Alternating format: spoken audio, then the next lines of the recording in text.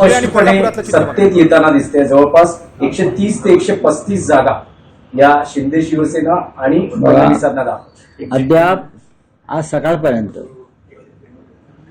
किती टक्के मतदान झालंय हे आकडे आले नव्हते. मुंबई असेल, अन्य महानगरपालिका किती टक्के मतदान झालं, किती लोकांनी मतदान केलं मुंबईत? 1 कोटी फार तर. पण किती टक्के मतदान झालं हे निवडणूक आयोग सांगत नव्हतं. पण एक्झिट पोल टक्केवारीच्या आली आहे. जणू वाटेच बघत होते. आणि मतदान काही ठिकाणी मतदान सुरू असताना, काही ठिकाणी रांगा लागलेल्याच होत्या, मतदान सुरू होतं आणि यांचे एक्झिट पोल आले. येऊ द्या ना, काय हरकत नाही. एक्झिट पोल येऊ द्या, अजून काही पोल येऊ द्या. लोकांनी मतदान केलेलं आहे. मतदानात ज्यांना घोटाळे करायचे त्यांनी ते केलेले आहेत. प्रचंड पैशाचं वाटप नक्कीच झालेलं आहे. शाई पुसली गेलेली आहे. तरीही आम्ही खात्रीनं सांगतो, निकाल लागू द्या, मतमोजणी सुरू होऊ द्या. तमाम मराठी माणसानं, मुंबईकरांनी शिवसेना, महाराष्ट्र नवनिर्माण सेना आणि राष्ट्रवादी काँग्रेस शरद पवार यांच्या युतीला मतदान केलेलं आहे.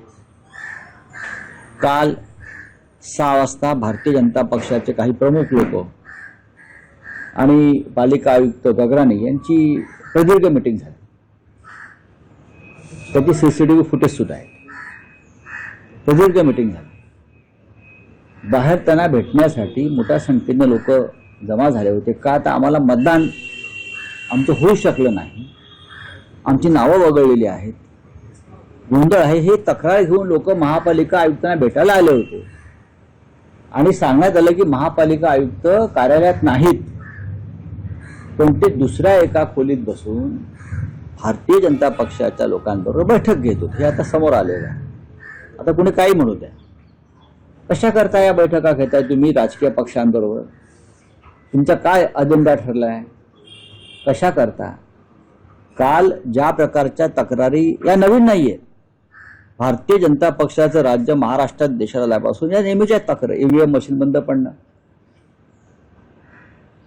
तुतारी दाबले कमळाला मत जाणं, मशालीचं बटनच दाबलं न जाणं, या तक्रारी आताच आहेत का? या तक्रारी वर्षानुवर्षाच आहेत.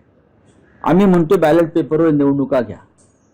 तुम्हाला निष्पक्ष निवडणुका हव्यात ना, मग बॅलेट पेपरवरती घ्या निवडणुका. स्थानिक स्वराज्य संस्थांच्या निवडणुका मतपत्रिकेवर घ्यायला काहीच हरकत नाही, पण त्या घेतल्या नाहीत. तरी आम्ही एका जिद्दीनं मतदानाला आणि निवडणुकांना सामोरं गेलो. माननीय उद्धव ठाकरे, माननीय राज ठाकरे, राष्ट्रवादी काँग्रेसचे नेते आम्ही एकत्र प्रचार केला, लोकांपर्यंत पोहोचलो. आता काय निकाल बाहेर पडतो याची आम्ही सुद्धा प्रतीक्षा करतो आहोत. लोकशाही आहे.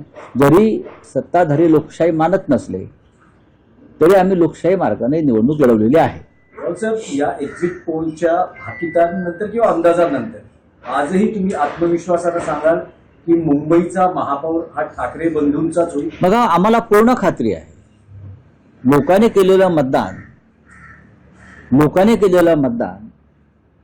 जर ईव्हीएम मशीनमधून गायब केलं नसेल तर ठाकरे बंधूंचाच महापौर होईल. पण आम्हाला खात्री आहे की किती केलं तरी लोकांनी मोठ्या संख्येने आम्हाला मतदान केलं.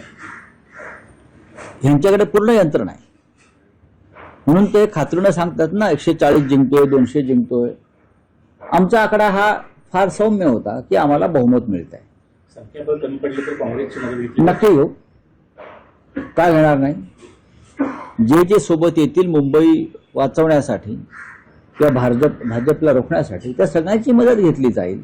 आणि मदत घेण्यापेक्षा हे सगळे पक्ष स्वतःहून पुढे येतील. नाही, पण राऊतसाहेब, काल दिवसभरात शिवसेना, उद्धव बाळासाहेब ठाकरे पक्ष, महाराष्ट्र नवनिर्माण सेना पक्ष आणि विरोधी पक्षातले तुम्ही सहकारी ज्यांनी आक्षेप घेतले, मग शाई पुसली जाणं, मतदानाच्या प्रक्रियेत काही अडथळे निर्माण होणं, मुख्यमंत्री देवेंद्र फडणवीस असं म्हणतायत पराभव दिसू लागल्यानं ही कारणं सांगितली. मुख्यमंत्र्यांची पत्रकार परिषदही त्याचाच भाग आहे. मुख्यमंत्र्यांनी मुख्यमंत्र्यासारखं वागावं आणि बोलावं, हे आम्ही वारंवार सांगतो. त्यांनी मोदींसारखं वागू नये. मोदी प्रधानमंत्र्यासारखं वागत नाहीत, बोलत नाहीत. निदान सुशिक्षित, संस्कारी अशा राज्याच्या मुख्यमंत्र्यांनी, पुरोगामी महाराष्ट्राच्या मुख्यमंत्र्यांनी आपण या राज्याचे मुख्यमंत्री आहोत या पद्धतीनं वागावं. शाही पुसली जाते आणि त्या संदर्भात तक्रारी आहेत हे शेवटी काल निवडणूक आयोगाला मान्य करावं लागलं आणि त्या संदर्भात त्यांनी जी शाही कंपनी आहे त्याच्या चौकशीचे आदेश दिले. मार्कर कधीपासून आला?